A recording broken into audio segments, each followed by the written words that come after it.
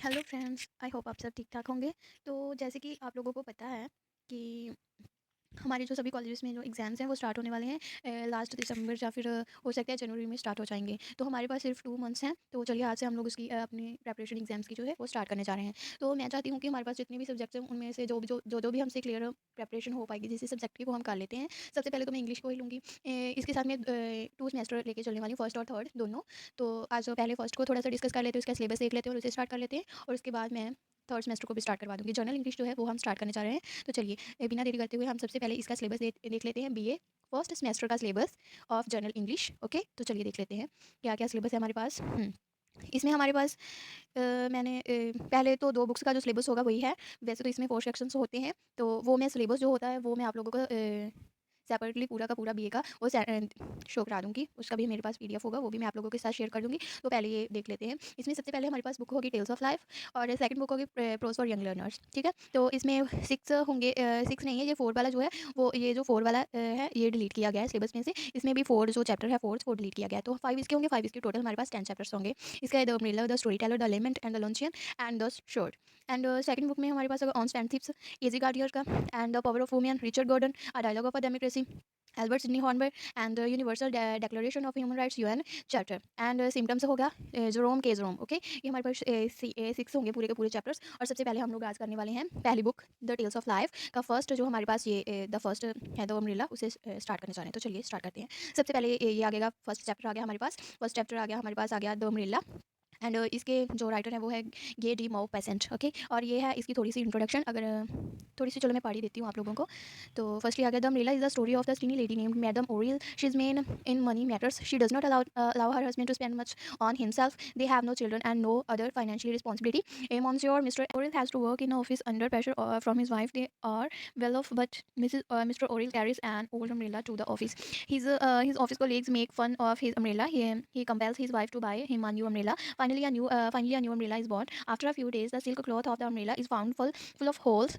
This leads to cruel between the husband and the wife. Mrs. Oriel goes to an insurance company to claim company compensations. At first, the manager of the company refuses to give any compensations. And Mrs. Oriel remains firm in her demand. He tells her that she could get the umbrella recovered with the silk and bring the bill. He gives her a note for the cashier of the insurance company, who will pay her the cost of repairs. Thus, the stinging Mrs. Oriel gets her umbrella repaired with the cost least silk. The story brings out the greed of well to do people.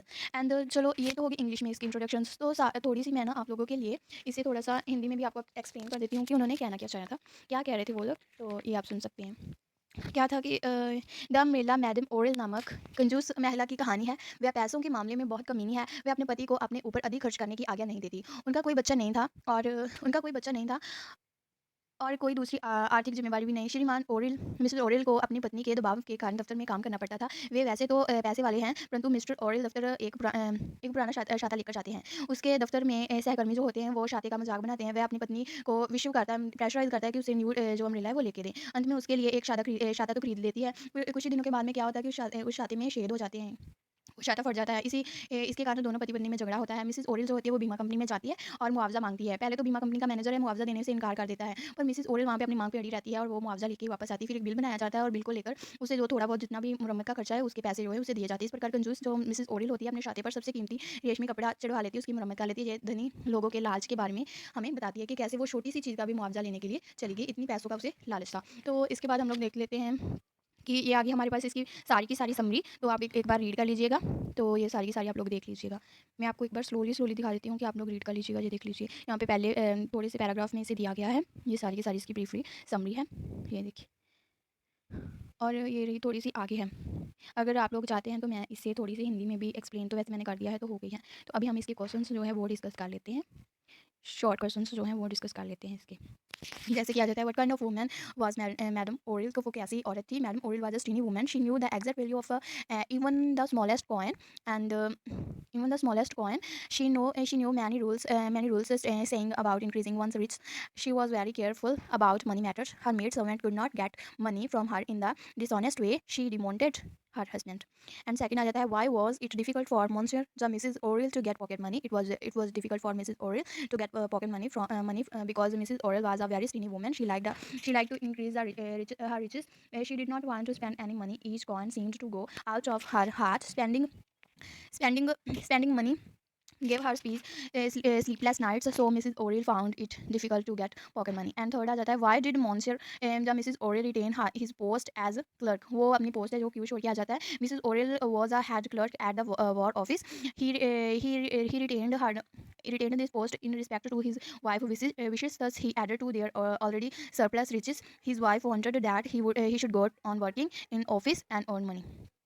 कि वो तो उसे मतलब कि अपनी job छोड़ना चाहता था, लेकिन वो अपनी वाइफ के प्रेशर में रहकर वो चाहती थी कि वो और भी मनी जो है अर्न करे, तो इसलिए ऑफिस में लगा रहता है. It was the reaction of Mr Oriel office colleagues when he started taking to his office an umbrella which is used the advertisement purpose. Mrs Oriel colleagues at once recognized in it as an umbrella used for advertisement purpose. The other clerk laughed at him louder than before. Oriel suffered noise, and this was a bad bargain. And within 3 months, it was worn out. The umbrella became the subject of a song in the big office. Means कि उनका जो मजाक बना था उस umbrella को लेकर उनके कोलीग्स ने बनाया था. What did Oriel order his wife? उसने अपनी वाइफ को मिसेस ओरेल ने अपनी वाइफ को क्या ऑर्डर दिए?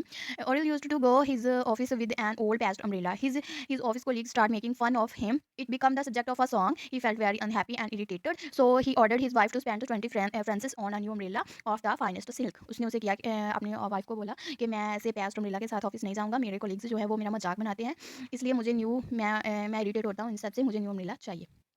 What was wrong with the new silk umbrella when Oriel returned from office on the first day?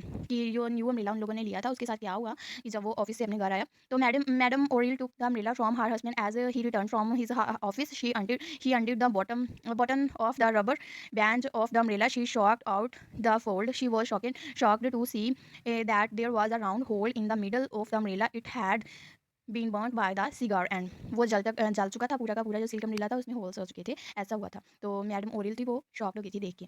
How did Mrs Oriel scold her husband before repairing the hole? Mrs. Oriel accused her husband of fooling about with the umbrella in the office. He said that he opened it once to show its beauty of the colleagues. She spoke very harshly to him. He was roundly abused.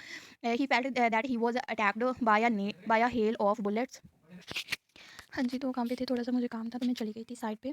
तो अभी आप लोग देख लेते हैं हम लोग। मुझे थोड़े से बाकी बचे हुए हैं क्वेश्चंस, तो आप लोग खुद से रीड कर लीजिएगा, और मुझे थोड़ा-सा काम है तो आज मैं ऐसे वीडियो जो है अपलोड कर दूँगी। Thank you for watching. कल हम लोग इसके लॉन्ग क्वेश्चंस जो है वो डिस्कस करेंगे।